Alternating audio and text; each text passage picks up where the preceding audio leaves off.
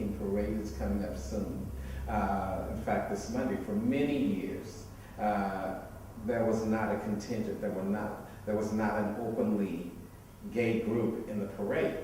However, for the last several years, probably this is, I would say, the 7th or 8th year, there's been an openly gay group in the parade. And the first year there were maybe 3 men that participated, the rest were women. Women seem to take a large position when it comes to making things happen.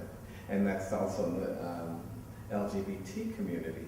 Now we're probably expecting 200 plus people, and probably 40% of those will be men.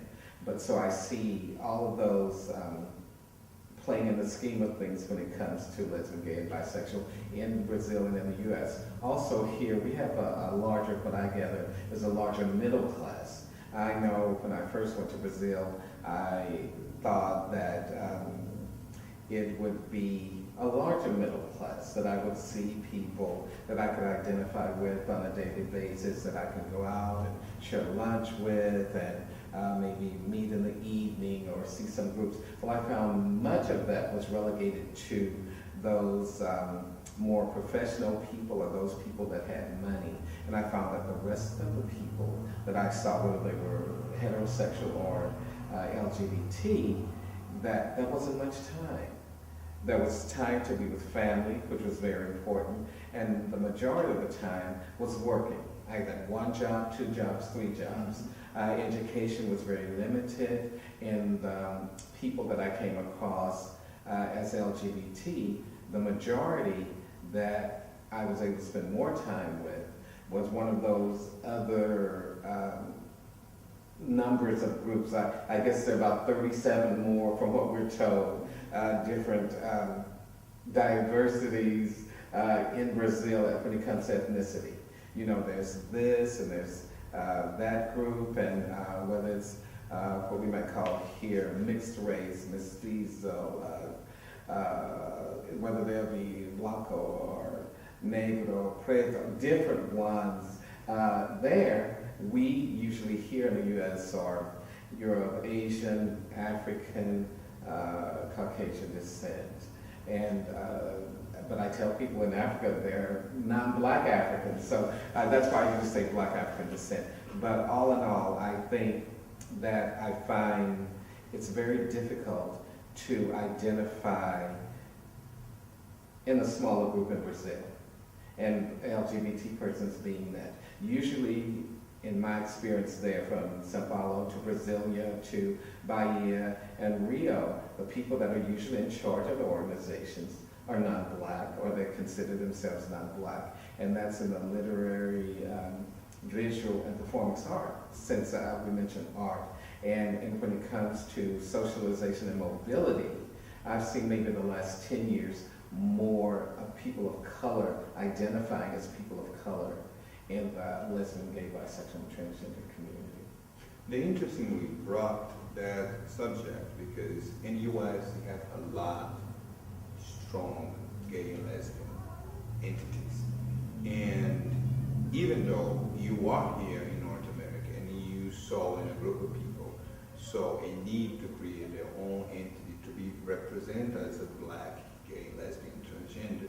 Now, in compare with these 2 subjects, which is the traditional gay and lesbian entity, now you have your own entity which represents a gay and lesbian, black, gay and lesbian, transgender, and bisexual. Do you see the need for countries like Brazil to have this level of organization so the particular group of the Afro-Brazilians can be better represented? I think it's important to, first of all, recognize who you are, if it's at all possible. Oftentimes we've been a part of a group where we, either through miscegenation or marriages or customs and culture, where we identify with the group that is dominant. And usually in many countries, we don't see that as being black. Even in the United States, many people are still against being called black as opposed to African American. So I think that we have a little bit more ability to elevate ourselves in the form of economics, of education, and so forth. It is difficult in other countries. I love the culture and the embodiment of Brazil, but there are some things that I would have difficulty as a black gay man relating to. And one of them is that those people in power that I've seen and oftentimes are non-black. I think it's critical that we realize, again, through the history and the culture, that we are very important to the whole complexity of civilization, that we have made contributions, that we continue to make contributions, that our life is meaningful, that the things we do, whether it's cooking, whether it's creating literature, whether it's in science or math, whether it's creating music, a record, all those things are important. The way we treat each other, the way we are with family, the respect we give to each other, acknowledging each other. You know, it's a nod up, how you doing, a hello with a head down, or right on. Those are some of the things that we're taught and learned, and I think it's critical that we see that as being good, not negative. And I think the media in the U.S. and other places doesn't often show that as being positive.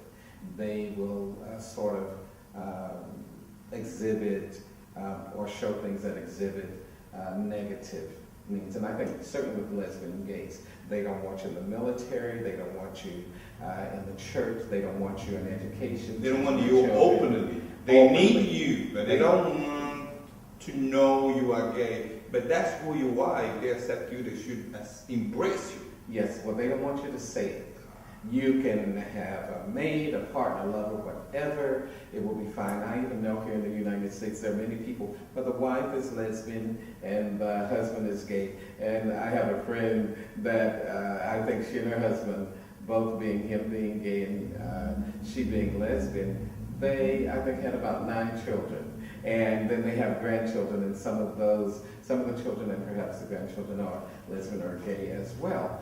But as long as you don't say it, as long as you can show yourself as what people consider usual, normal, traditional, they're fine. They may know what you do, and especially in the industry. And here we're in the U.S. where we see people, we grew up in communities where unless you move and go away, people knew you from when you were small and very young. So it's there. But once you say it, you've put yourself sometimes even in jeopardy, because some people will use being gay or lesbian and so forth against you. Some will look at you as the scapegoat. They will find, if we want to beat up somebody, let's beat them up. You know, we can all relate to that. We don't want them around, and that can be very detrimental and dangerous. And I think in Brazil, I've seen it several ways. I've seen it where it's been wonderful with people being openly and out and of Black African descent running for mayor or perhaps even governor in some states. Other places I've seen where a parent killed their own child. So, and that happens in the United States as well.